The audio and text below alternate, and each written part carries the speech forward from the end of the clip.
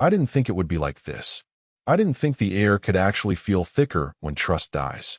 But when I opened that bedroom door and saw my wife lying there with a complete stranger, like I had never existed, it felt like my lungs forgot how to work. I didn't scream. I didn't break anything. I didn't charge at him. That would have made me part of that scene. No, I stood there and watched her do something that rewired my brain in real time. Madison didn't gasp. She didn't panic. She didn't even flinch. She looked me dead in the eye, like I was the one out of place, and said it as casually as if she were reading the weather. "We're open now. Leave if you can't handle it." 8 years of memories unraveled inside my skull in an instant. Birthdays, trips to Big Sur, the miscarriage that broke her down in my arms, the cheap red wine we used to drink in bed on Sundays, the fight we had about whether to buy that ridiculous espresso machine. All of it disintegrated. That voice, the one that used to tell me she loved me, just spat acid across the last threads of our life together. I couldn't feel my hands. The guy beside her, some gym-built, smug-looking 30-something, didn't even blink. He had his arm across her like he owned her. Like he had won. He didn't say a word. Just smirked at me, like I was the idiot for walking into his home. I remember backing up. I don't remember walking. But the next thing I knew, I was standing in the hallway, staring at the picture frames she hung last spring.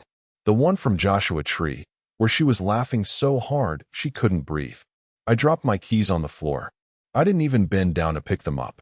I just walked downstairs, slowly, like I was walking away from a crime scene. And in a way, I was. She didn't come after me. Of course not. Why would she? She had someone else warming the sheets already. I didn't pack properly. I didn't think. I threw a few clothes in my old army duffel, grabbed my documents, cash stash, and the gun from the safe I hadn't opened in 3 years. I didn't want to bring it, but something told me I'd regret leaving it behind. It was like something old and primal woke up inside me. I left the house in silence. I didn't slam the door. I didn't even look back. I got in the truck and drove. No music. No GPS. Just the road stretching out in front of me like a question I couldn't answer yet. It wasn't until I stopped at that rundown motel off I-17, someplace that smelled like mildew and old cigarettes, that I realized my hands were still shaking. I stood in the bathroom under the flickering light and looked at myself in the mirror. I looked wrong. Not angry. Not sad. Just hollow. Like someone had reached inside my chest and taken something they didn't plan to give back. I turned off my phone that night. No texts. No calls. I didn't want to explain anything to anyone. Not my brother. Not my coworkers. Not even my mother, who would have cried and asked me what I did wrong. I did nothing wrong. And yet, somehow, I felt like I was the one who'd failed. I lay on the hard motel bed, staring at the popcorn ceiling, and for a second, just a second, I thought about how easy it would be to disappear completely. I had money, contacts from the old days, places I could vanish into. But something held me back. I didn't know what it was yet. Maybe it was the way she looked at me, like I didn't matter. Like I was furniture she'd grown tired of. Maybe it was the way that guy didn't say a word, like he knew he was safe. Like nothing would happen to him. That was the moment something inside me clicked. This wasn't over. She thought I was just going to vanish. That I'd take her insult like a gut punch and disappear like a ghost. She had no idea what she had just set in motion. 3 days later, I turned my phone back on to check the news, just to know if I still existed in her world. That's when I saw the headline. Her name. Her face. A crime scene. Madison was dead. And the location? Prescott Hills. But I hadn't left the motel in 72 hours. I had the receipts. The gas station footage. Even a time-stamped pizza order. So how the hell did my wife end up dead in a forest 20 miles from our home? And why did I feel no grief at all? Only one thought echoed in my head as I stared at her photo on the screen. Now we're open. The sheriff knocked on my motel door at 6:14 a.m. I know that because I've been lying awake since 3:42, counting the minutes, watching the cracks in the ceiling shift with the headlights that passed on the freeway. There was no warning. Just 2 hard knocks, a pause, then a voice. Ethan Walker? Yavapai County Sheriff's Office. We need a word. I didn't answer right away. My mind went blank. Not panic, just still. Like time froze around me and waited to see what I'd do. I stood up, slow and quiet, slipped on the jeans I draped over the chair, and walked to the door. The badge was real. His eyes were tired. Behind him stood another deputy, young, restless fingers, hand already near his belt. My gut sank. "We're not under arrest," the older one said immediately, reading my face. "But you were listed as next of kin." I nodded. I didn't say a word. "Can we come in?" The room stank like takeout and damp towels.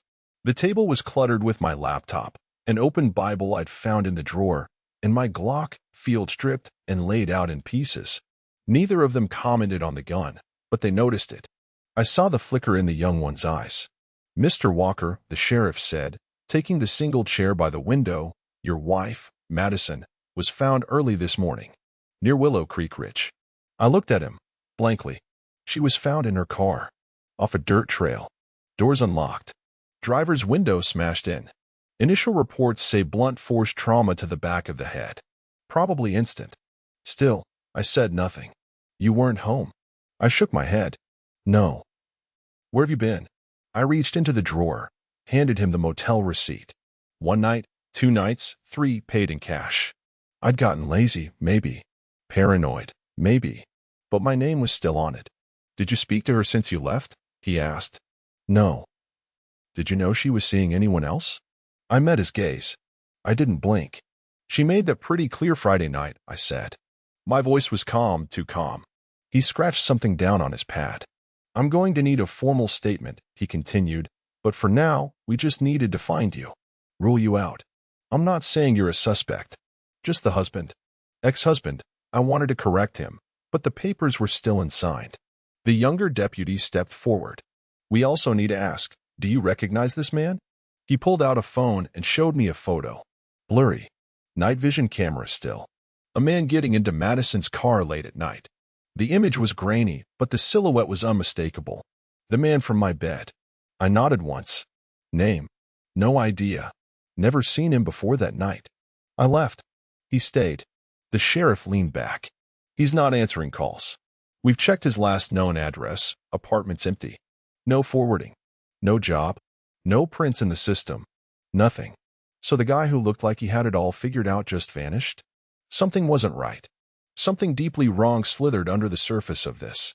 After they left, I sat on the edge of the bed for what felt like an hour, trying to make sense of it all. Madison's face was everywhere now, local news, Facebook posts, even Reddit threads speculating what happened. I saw one comment that struck a nerve. Probably the husband. It's always the husband. I turned off the screen. They didn't know her. They didn't know what she'd said to me, what she did. But it didn't matter. I was the name on the marriage license. I was the one who left without a trace. I was the one in a motel in the middle of nowhere, with a gun on the table and rage simmering beneath my skin. But here's what really twisted the knife. A voicemail. It came through that afternoon after I turned my phone back on again. Timestamped Saturday, 11:13 p.m. Less than 7 hours before she was found dead. I played it. Her voice filled the room. "Ethan, I know you're mad. I know you think I'm the bad guy. But this wasn't supposed to happen like this. He told me it was just us. That you were already gone. That..." She paused. Then something in the background. A knock. A faint rustle. "Wait, someone's... Hey, I'm on the phone. Just give me a sec." Then static. Click. It ended there. I sat frozen. Replayed it again and again. Something in her voice, something real. Not fake. Not the cold which I saw in the bed that night. This was Madison on the edge of panic. This was fear. She was scared. And whoever was with her didn't wait for her to hang up. I stared at the screen. Reached for the phone again. I dialed one number I never thought I'd need again. "Caleb," I said when he picked up. "I need a favor." My younger brother hadn't heard from me in months. He was ex-Army intel, now a freelance analyst who owed me more than a few favors. If anyone could trace a ghost, it was him. "You still track shadows?" His voice hardened. "Yeah. Who we hunting?" I stared out the motel window as the sun dipped behind the hilltops. The world had changed in 3 days. And I wasn't just a man anymore. I was a fuse. And someone out there had just struck the match. Caleb didn't ask questions. Not the kind normal brothers would. Not after the things we'd seen, the things we never told anyone. He just said, Give me everything you know. And by the time the call ended, I already felt like I was stepping into something deeper than betrayal. Something colder. The man from my bed, he wasn't just some random guy. No, everything about him that night was too smooth, too silent, too composed. The way he smirked at me, the way he didn't flinch, didn't speak. I'd seen that kind of silence before. Not in bedrooms. In war zones. Caleb agreed. Whoever he is, he said, he's been trained. He was already combing through the motel camera feeds I'd forwarded, along with my timestamps and GPS pings. If they tried to frame me, they'd have a hell of a time making it stick. I had proof I hadn't moved in 72 hours. But Caleb wasn't concerned about me. He was focused on why this man entered our lives to begin with. Why Madison? Her phone. Did she use secure apps? Anything encrypted? He asked. Telegram. Signal? Maybe. She used to be glued to it. Need access. You got her old devices? Backups. I blinked. I did. In a box in storage. Her cracked iPad from 2 years ago. I never threw it out. I kept it because she'd etched a note into the back with a safety pin. For us. Always. That note felt like a knife now. I told Caleb I'd drive back to the house. His voice dropped an octave. You sure that's safe? I paused. Let them follow, I said. Let them watch.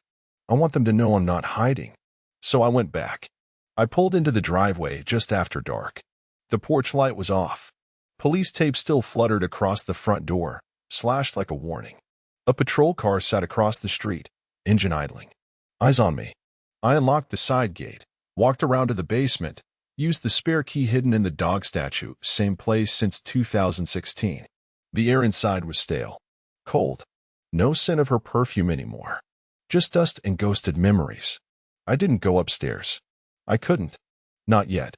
Instead, I went to the storage closet. Found the bin. Lifted the lid. And there it was, the silver iPad, battery dead, but intact. I grabbed it, along with a few thumb drives I didn't recognize. Probably from work. Or maybe not. That's when I heard it. The soft click of a door upstairs. I froze. It was too specific. Too intentional. Not the creak of a house settling. This was a door hinge. And then footsteps. Slow. Careful. I slipped the Glock from my waistband, chambered around, and moved without sound to the staircase. I didn't call out. Didn't ask, who's there? This wasn't a movie. I knew better.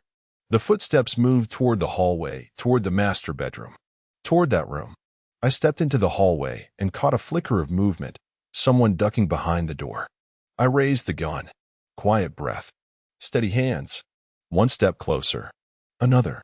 And then, a flash of movement. The door slammed.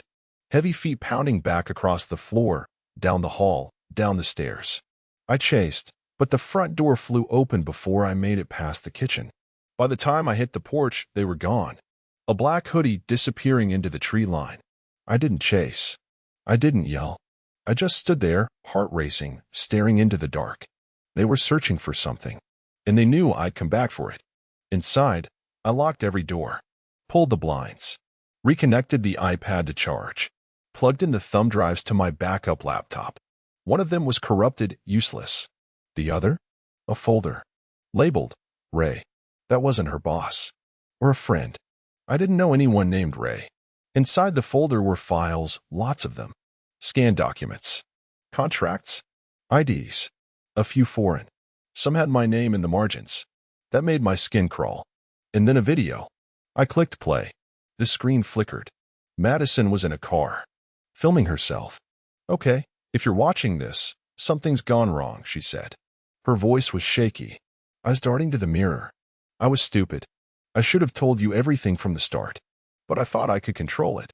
I thought, he said I'd be protected. She paused. Her breath caught. If anything happens to me, check the drives. Find Ray. Don't trust anyone. Not even the cops. Especially not the ones in Prescott. And Ethan. She looked straight into the lens. I'm sorry. For everything. Click. The video cut off. I sat in the dark, her voice echoing through the room, and a thought hit me harder than the betrayal ever did. She hadn't just cheated on me. She was involved in something dangerous. And someone wanted every trace of it erased. This wasn't about infidelity anymore. This was about survival. The night after I watched Madison's video, I didn't sleep. I didn't even try.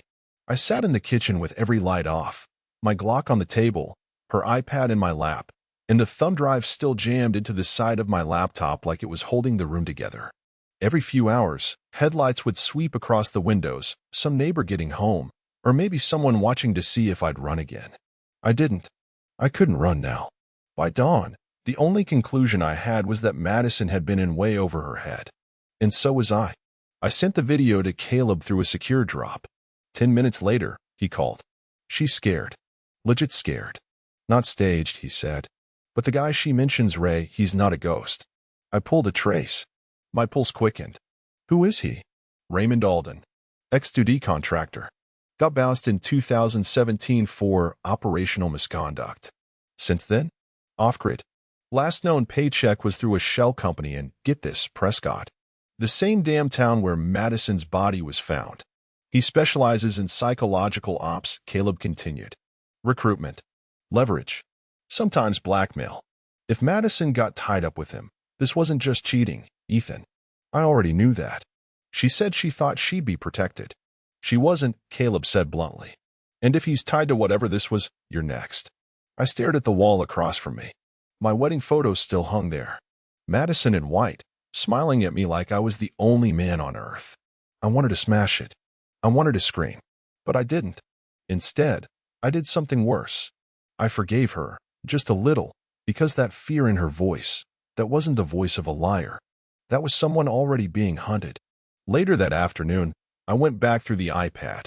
Most of it was garbage, photos, notes, patient info from her job. But in one forgotten folder under the Notes app, buried deep in a stack of shopping lists and appointment reminders, I found it. A digital scan of a paper. 2 signatures. Hers, and a name that made my chest tighten. Raymond Alden, Program Initiation Consent. It was a contract.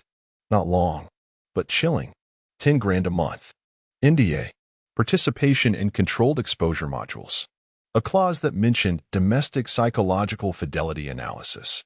And then, the part that made my hands shake. Subject's partner must remain unaware for the integrity of the test parameters. Consent is given to simulate relationship breach scenarios for observational data collection. I read that 3 times. My vision blurred. She signed up to cheat on me. Or no, she signed up to make me believe she was cheating. For money. For science. Or control. Or whatever the hell this program was really about. It wasn't just a betrayal. It was an experiment. And I had been the lab rat. I nearly vomited right there on the kitchen floor.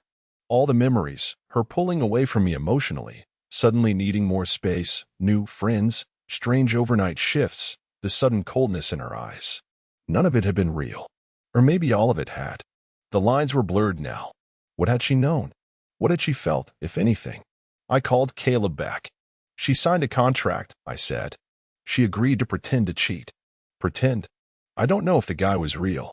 I don't know if he was part of it or if she fell for him, or if he turned the game into something darker. But she thought it was a controlled test. Until it wasn't, Caleb muttered. I asked the question I didn't want to ask. Was it all a setup? Was I just a puppet in this? You were the variable, he said flatly. That contract?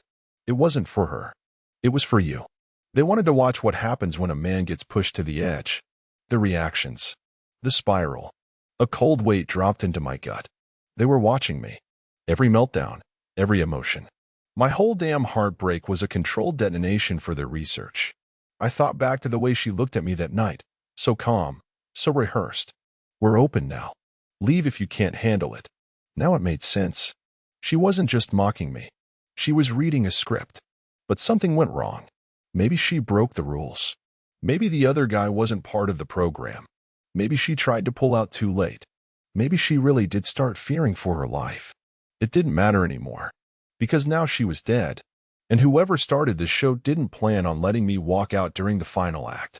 A package arrived at the house 2 hours later. No return address. Inside, a burner phone, already powered on.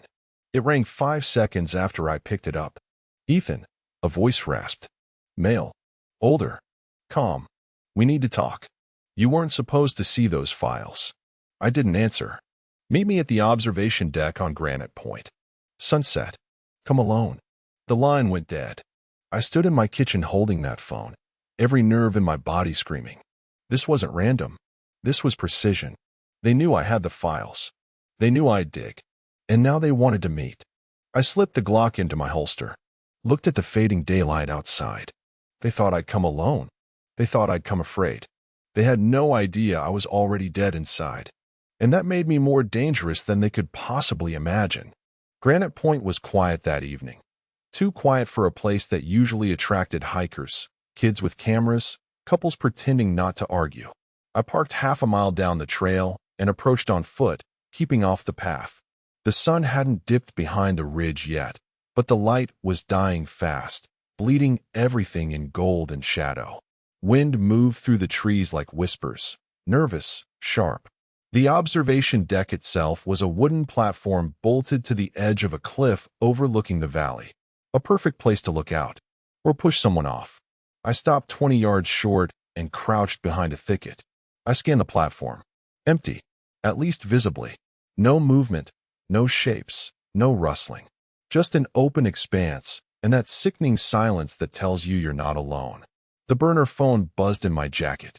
Unknown number. One ring. I answered. Stepped forward, the voice said. Same man as before. Calm, steady, almost gentle. Leave the gun by the trail marker. I didn't move.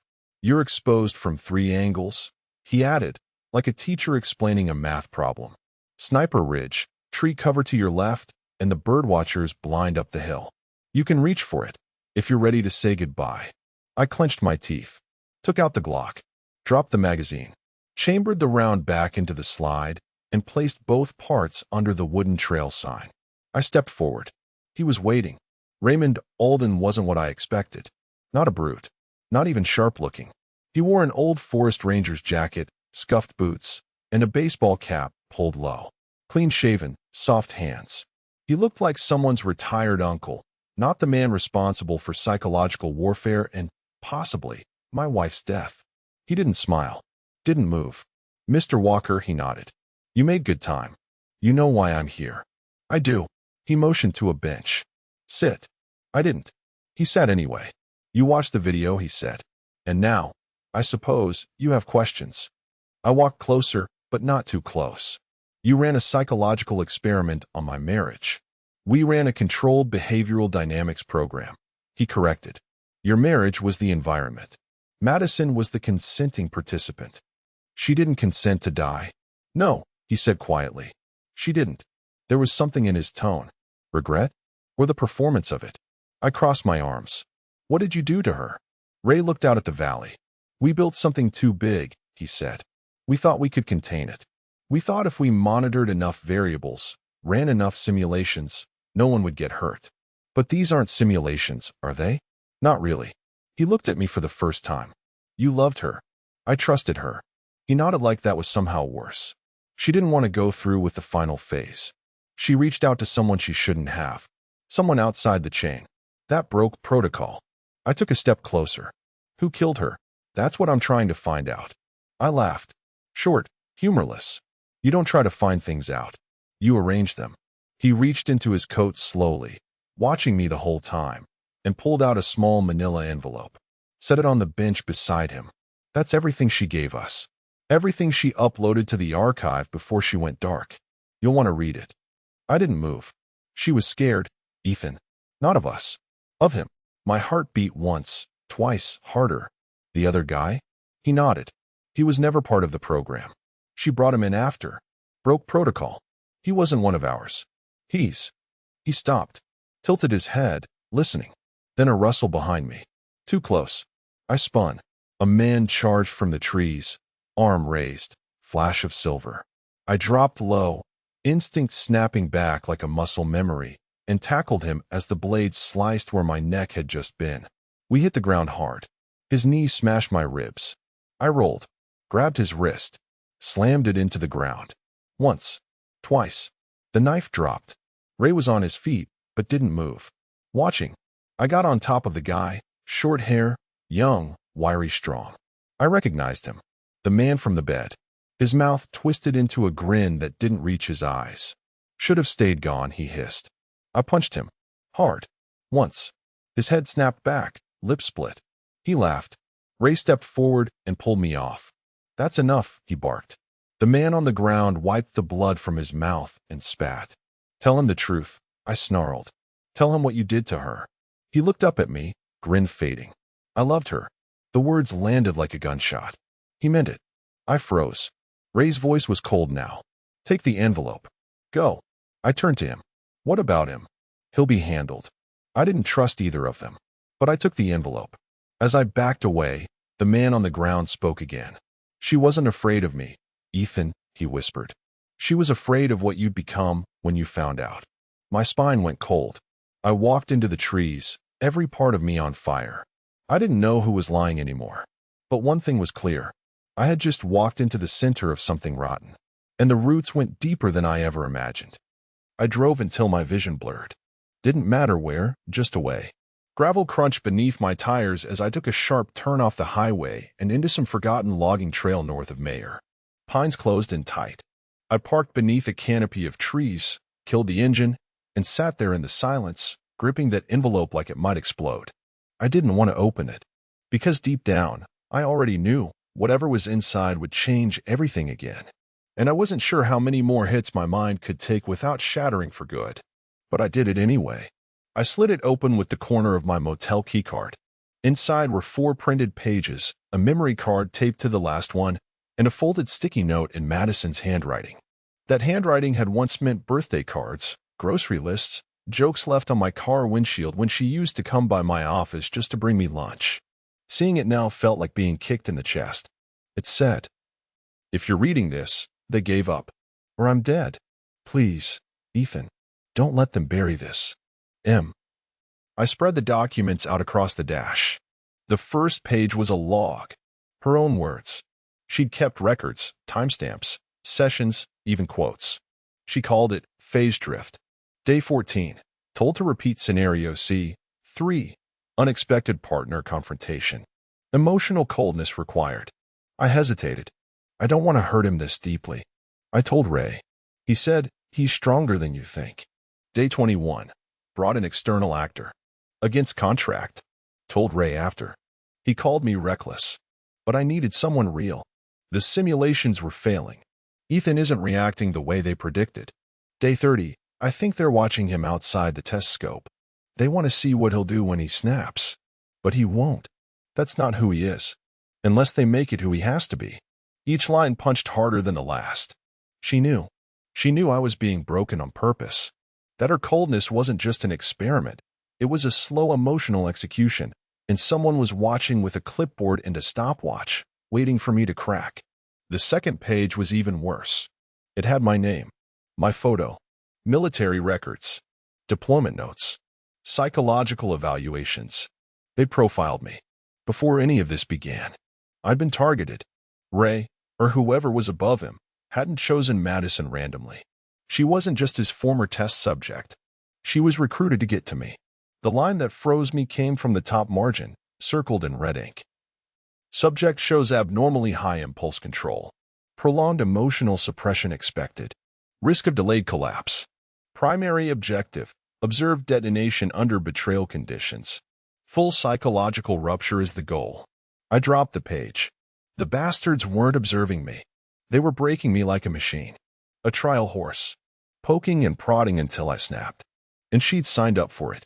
The third page was a transcript, an audio record of a call between Ray and someone marked only as S. S. If the subject doesn't break soon, we'll lose funding. No one wants a profile that resists. They want something dramatic. Ray, I can escalate. S. Do it. Leak an affair. Push her into more intimacy. Get a reaction. Get something. She wasn't just told to lie. They orchestrated the affair. They made it real enough to burn. They used her. Then they used me. And when she tried to pull out, they killed her. The memory card held video. I loaded it on my laptop, heart pounding. It was a body cam feed, shaky, grainy. Madison in the passenger seat of a car. The man from my bed, he was driving. But his face looked different. Less arrogant. More terrified. He said they were pulling funding, Madison whispered. That they were going to finish it. That I had to vanish. Or what? He asked. Or they'd make sure Ethan ended up in prison. Or dead. She reached for her phone. He stopped her. They're already listening. The camera panned slightly, just enough to catch the rearview mirror. A black SUV had been tailing them the whole time. Then the video cut to static. My mouth was dry. Every damn thing I thought I knew, was rotten from the root. And it wasn't just betrayal anymore. This was a hit job. A funded, orchestrated psychological takedown disguised as science. And I was supposed to end up in two places. Dead. Or behind bars. But they didn't account for one thing. I didn't crack. Not the way they wanted me to. I didn't scream. I didn't burn the house down. I didn't stalk or threaten. I didn't give them their explosion. I went quiet. And now they had a new problem. Me. I backed up the files, encrypted them across 3 flash drives, and mailed 2 to addresses Caleb provided. 1 to a journalist he trusted. 1 to a contact inside Homeland who owed him hard. I kept the 3rd for myself. That night, I left the woods and drove back to the motel, checking my mirrors every 15 seconds. I slept with the Glock under my pillow and my boots still on. But I didn't dream. Because now I understood the rules of the game. They thought they were building a profile. They didn't realize they were building an enemy. And he was wide awake. The next day started with smoke, literal smoke. A thin, acrid curl seeping under my motel door just before 6 a.m., pulling me out of the first solid hour of sleep I'd had in days. I grabbed the Glock and opened the door low, muzzle first. The hallway wasn't on fire, yet. But it reeked of burned plastic and melted insulation. The fire alarm was silent. That was no accident. Room 12 was ablaze. Mine was room 14. I was supposed to be in that room. I backed into mine, heart thundering, slammed the deadbolt, yanked open the window, and bolted out the back with the duffel slung over my shoulder. No sirens. No staff yelling. No one coming to help. Just smoke, heat, and silence. Like the world had been told to look away. They weren't warning me anymore. They were trying to erase me. I made it to the tree line, crouched in the brush, and watched the flames lick up the siding. A shadow moved behind the building. A figure in all black, hoodie tight, hood up. He looked up at my window, saw it empty, and froze. I had the Glock pointed before he turned his head. One shot. Clean. Into the dirt at his feet. He ran. I didn't chase. Because the message had been delivered loud and clear. They were done playing. Back in the rental, I called Caleb. Told him everything. That was a hit, he said. Deadpan. You're burned now. We need to escalate. To what? To everyone. He sent out the data packet. The whole archive, contracts, logs, the phase drift doc, the transcripts, the body cam footage. Everything.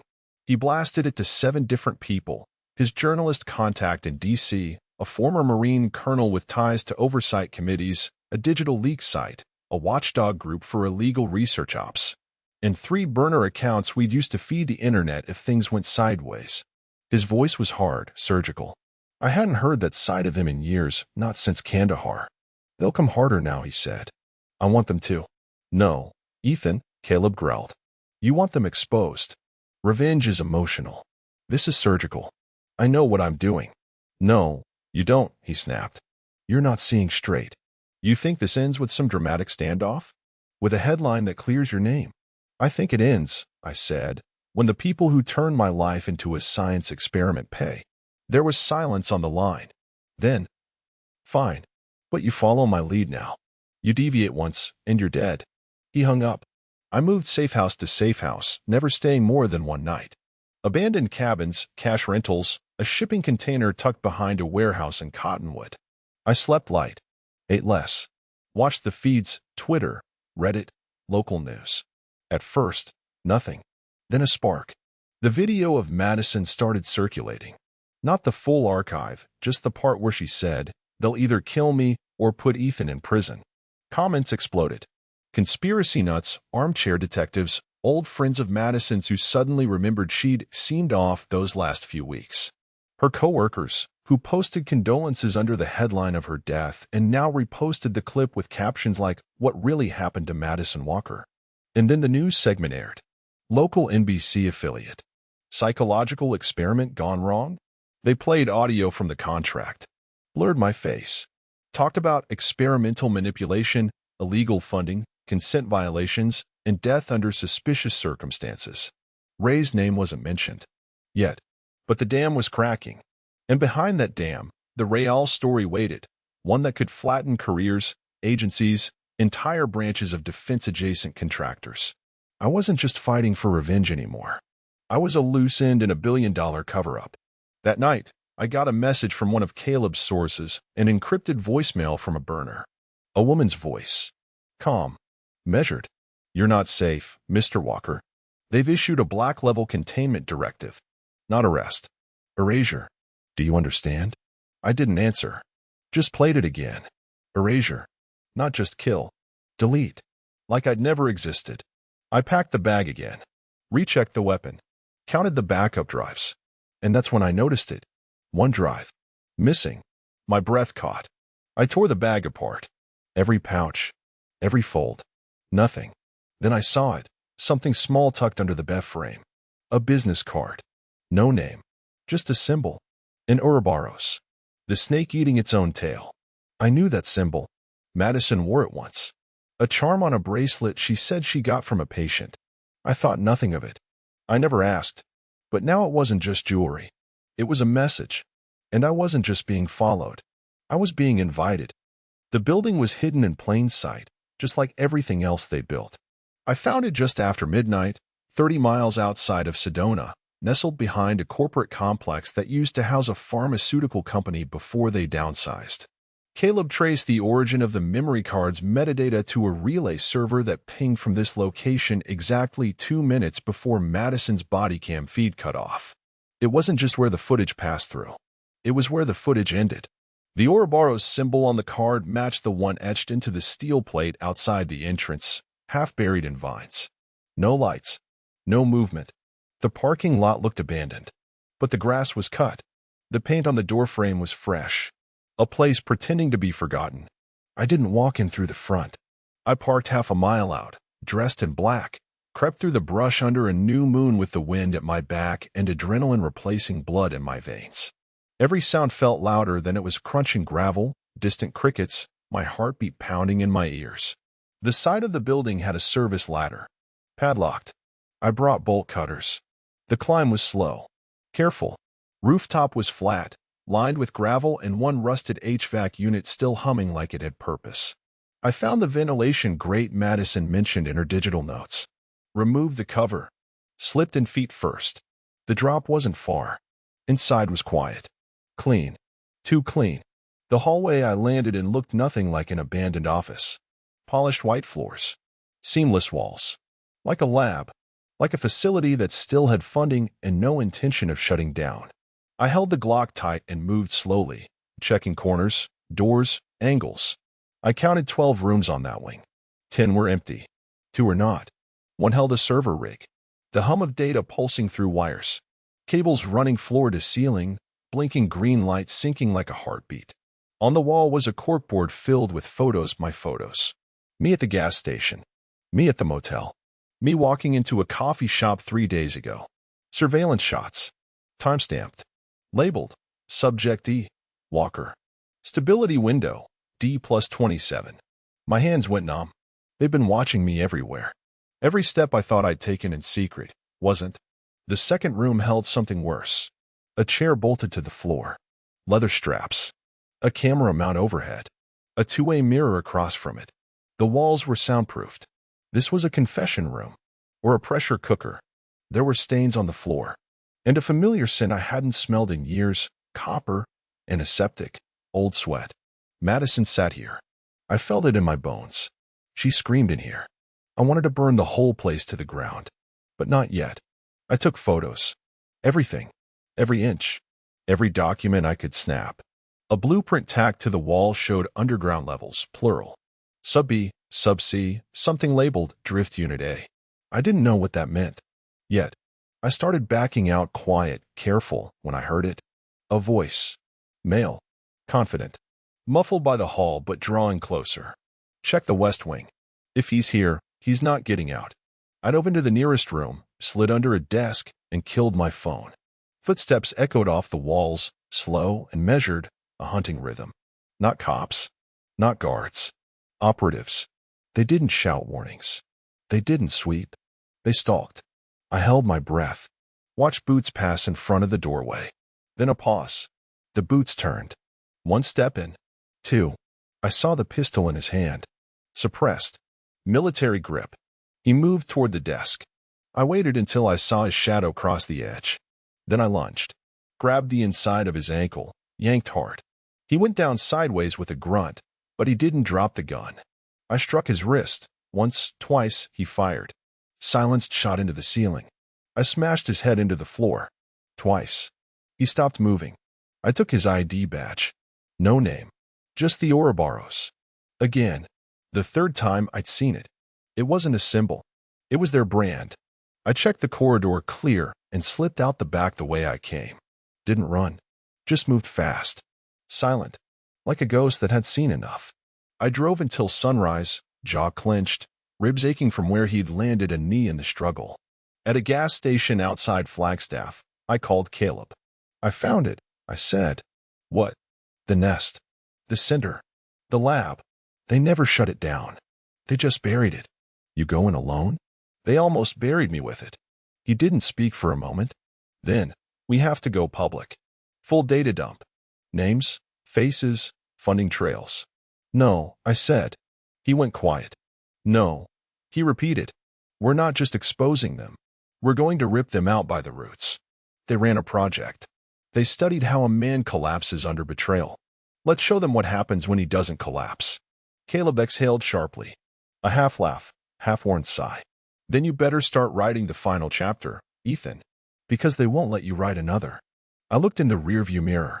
The face staring back didn't look like mine anymore. And that was exactly what I needed. The final chapter was writing me, whether I wanted it or not. 2 nights after I infiltrated the facility, a car pulled up to the auto shop where Caleb's guy was working on cloning a hard drive from the server footage. A black Lincoln, unmarked plates, windows tinted beyond legal. No headlights. It rolled in slow like a predator with a full stomach, then parked, engine running. I was watching from a feed Caleb had looped to my burner. He had set up cameras inside the garage, standard protocol. What happened next wasn't standard. 3 men stepped out. No masks. No urgency. Just cold, deliberate movements like they'd done this 1,000 times. 2 stayed by the door. The third walked in like he owned the place. Frank, the tech Caleb trusted, stood up from his bench, startled. He didn't have time to speak. The man pulled a syringe from his jacket, stabbed it straight into Frank's neck, and eased him to the ground like a father tucking in a child. No scream. No fight. Just gone. The hard drive was taken. The monitors smashed. Every trace of us in that space, wiped. And I watched it all in silence. When the feed went black, I didn't panic. I didn't yell. I didn't even blink. My blood went cold and clean.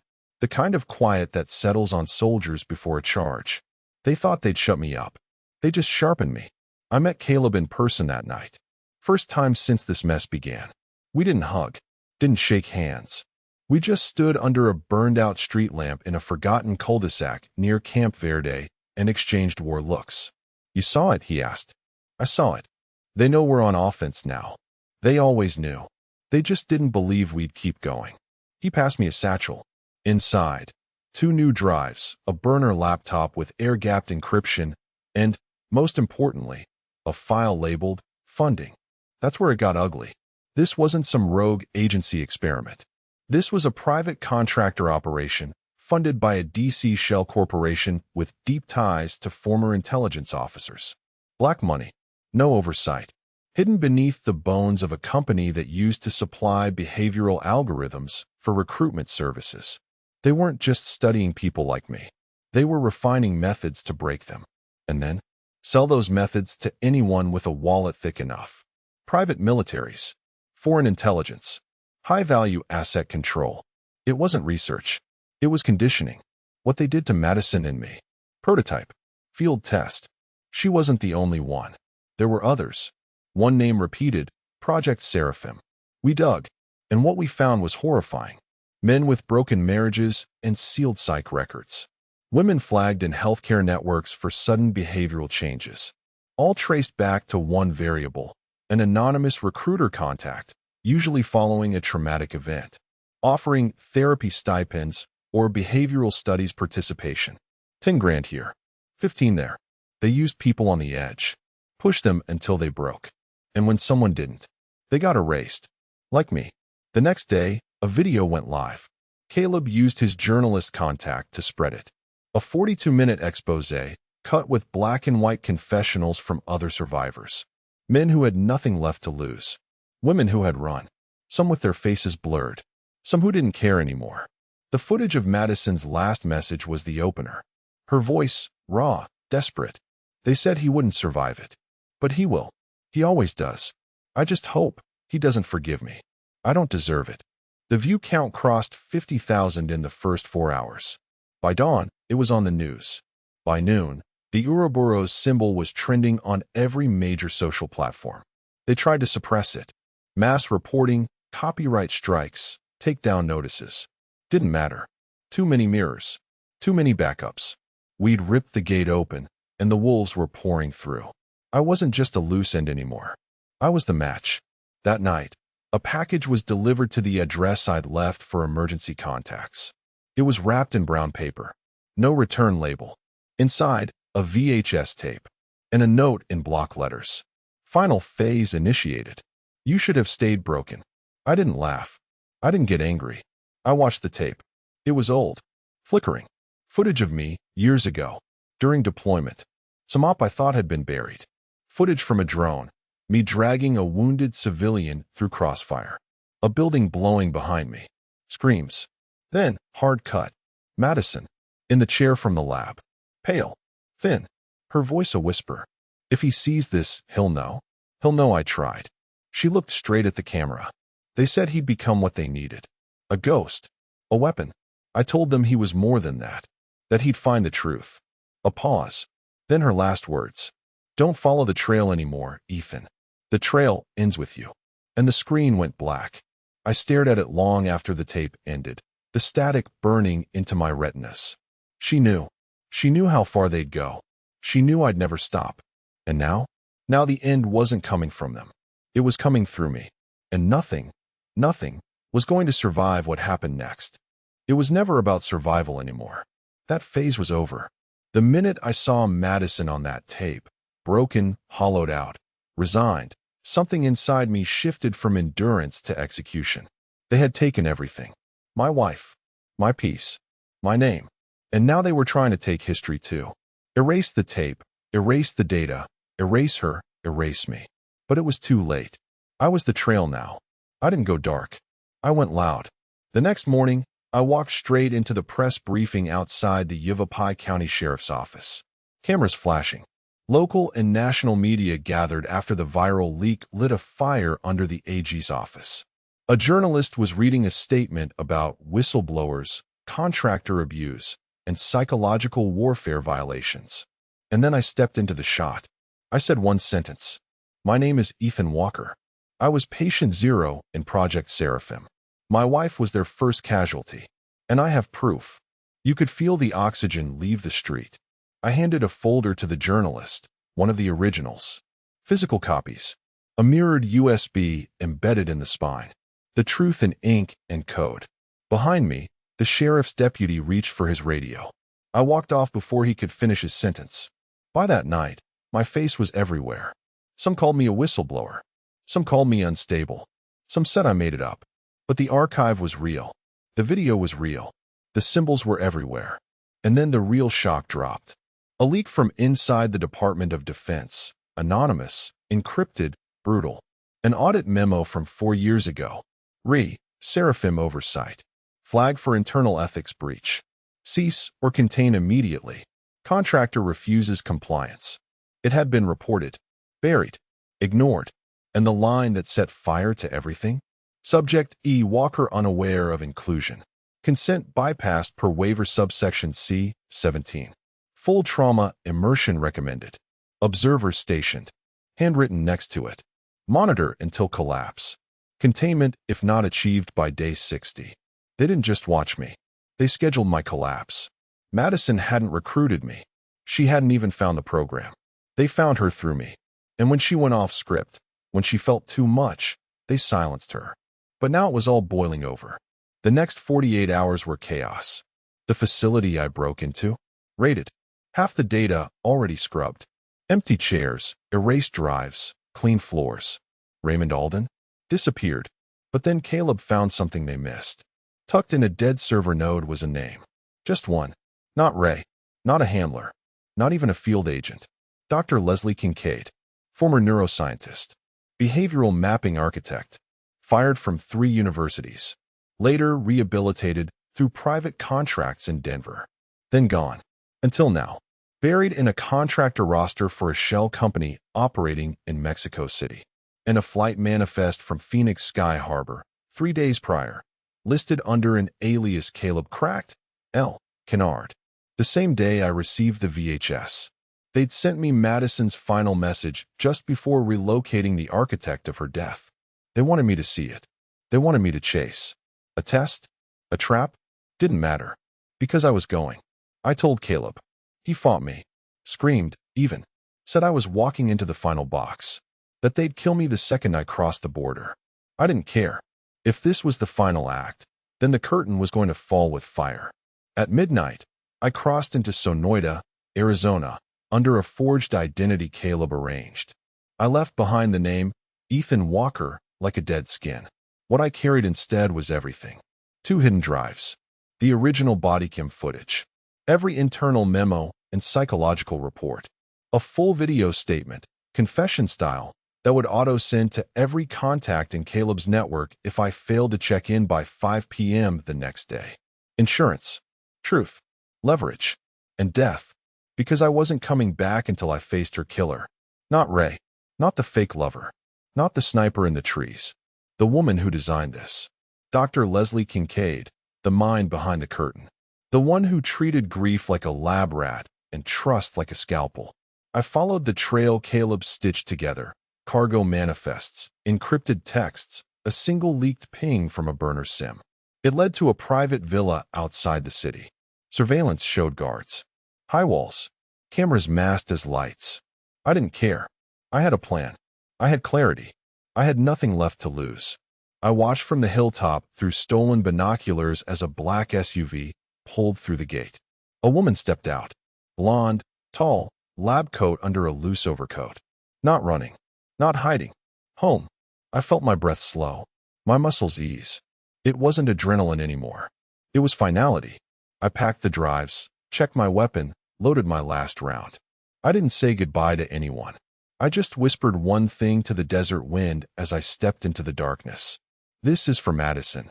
And then I descended toward the villa. Toward the end. The villa was silent, like the moment before a detonation, where everything holds its breath, waiting for the blast. I slipped through the northeast fence line. Caleb's schematics had shown a blind spot in the camera network, just past the old drainage tunnel. I moved fast but low, stepping over roots, dodging light beams that swept the perimeter like lazy predators. The guards weren't amateurs. They were ex-military, probably rotated in from one of the same private outfits that once paid for Project Seraphim's silence. But they weren't looking for me. They were expecting ghosts. And I was one. I breached the rear of the property through a window wedged open with a piece of duct tape. Someone on the inside didn't want her safe tonight. I made a mental note. They're not as unified as they pretend to be. The room I entered was a lab. Clinical. Bleached. The air reeked of ethanol and chlorine. On the center table sat a simulation headset. One of those sensory deprivation rigs used for neural mapping. Plugged into a monitor looping raw brainwave data. Human emotion, digitized, reduced to spikes and valleys. She was still running trials. Still breaking people. I moved through the hallway like I had in Kandahar. Every breath controlled. Every muscle silent. Just down the corridor. Light under a door, and the unmistakable scrape of a chair being pushed back. Then her voice. Calm. Measured. British accent softened by age. If you've come to kill me, at least have the decency to look me in the eye. The door opened on its own. I stepped inside. Dr. Leslie Kincaid was standing behind a desk. Tall. Mid-60s, maybe older. Pale skin. Hair pulled back in a surgical knot. She wore no fear on her face. Just curiosity. She gestured to the chair across from her like we were meeting to discuss an academic paper. I was expecting you, she said, though not with a gun. I raised the Glock. Not aiming, just showing. She didn't flinch. I've read your file, Ethan. Extensively. I didn't sit. Where's Ray? Gone. You frightened him. He's not as comfortable in the chaos as I am. You had Madison killed. She tilted her head. No. Madison broke protocol. We gave her latitude. She used it poorly. Her emotions were uncontained. She loved me. Yes. A tragic variable. My trigger finger twitched. She noticed. You want to shoot me, Ethan. You think it will give you peace. I stepped forward. It won't give me peace. But it might stop you. Kincaid smiled, slow and pitying. Do you know how many husbands we tested before you? How many wives, fathers, sons? You were the first to resist the fracture. And that made you invaluable. You're not a victim, Ethan. You're a model. She tapped the tablet on her desk. The screen flipped to an image. Me, standing in my own kitchen, weeks before Madison's death. Watching her, not knowing I was being filmed. We didn't just break you, she said. We built you. My stomach turned. You knew what would happen to her. You planned it. Kincaid's eyes didn't move. She signed the same contract you did. You just didn't read yours. I froze. What? She reached into the drawer and slid a folder across the desk. My name. My signature. The emblem, Ouroboros. Your military reconditioning debrief. 2014, after your last deployment. You agreed to post-traumatic evaluation through third-party channels. They transferred you to us. You signed. You belonged to us before you even met her. No. My mind was spinning. I remembered that paper. I'd signed it after waking up from a 6-day blackout in Kabul. They told me it was routine, that it would streamline benefits, disability clearance, transition therapy. I was never choosing anything. I had been in the experiment from day one. You think she was the beginning? Kincaid asked. She was Act 2. Act 1 was the war. Act 3. Well, we're living it now. I stepped back. Dizzy. I could barely keep the gun steady. She kept going. Quiet. Gentle. Madison wasn't your handler, Ethan. She was your mirror. We paired you because her scars matched yours. You fell in love because the program designed you to. The chemistry wasn't fate. It was math. I lowered the gun. Just a little.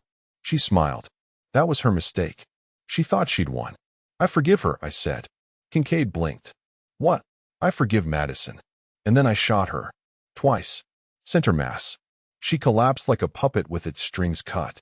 I stepped around the desk, checked her pulse. Gone. I pulled the tablet from her hand and smashed it against the corner of the desk until the screen cracked.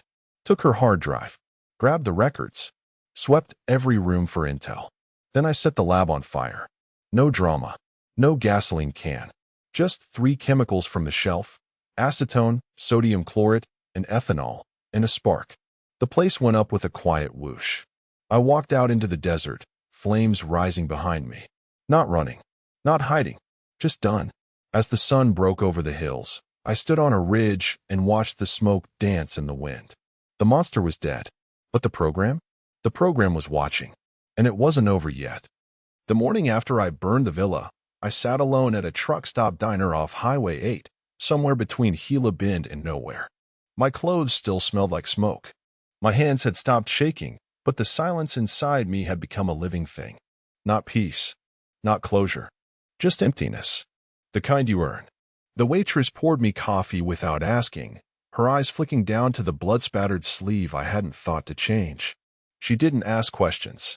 Maybe she saw enough truckers and drifters and wrecked souls to know when a story was better left unspoken. My phone buzzed. Caleb. 3 words. They're coming anyway. I knew they would. I had murdered a government asset. Leaked black budget intel. Uprooted a classified behavioral program built by men who never heard the word consequence. Dr. Kincaid might have been the mind, but the machine? It was still turning, and it wanted its pound of flesh. But this time, I had the weight of truth on my side. 2 hours later, my name hit every major outlet. Ethan Walker, the man who exposed the mind game. Caleb had timed it perfectly. Dropped the final dump, surveillance archives, Madison's original logs, my military contract with the buried clause, even footage from inside the villa before it went up in flames. Every name, every file. No more shadows. No more secrets. The Ouroboros couldn't eat its tail fast enough. They called it the biggest whistleblower event since Snowden. Investigative teams mobilized. Senators gave statements. The Department of Defense distanced itself with trembling hands. The shell corporations collapsed overnight. Probes launched. Assets frozen. Raymond Alden was found dead in a hotel in Bogota. No note. 2 shots to the chest. 1 to the head. Execution style. The man who seduced my wife? Still missing. I stopped looking. The fire in me had gone quiet. Madison's funeral was private. Just me, Caleb, and her sister Emma, who'd flown in from Portland. She cried the entire time. Not loud. Not messy. Just steady tears like something ancient inside her was breaking loose. I didn't cry.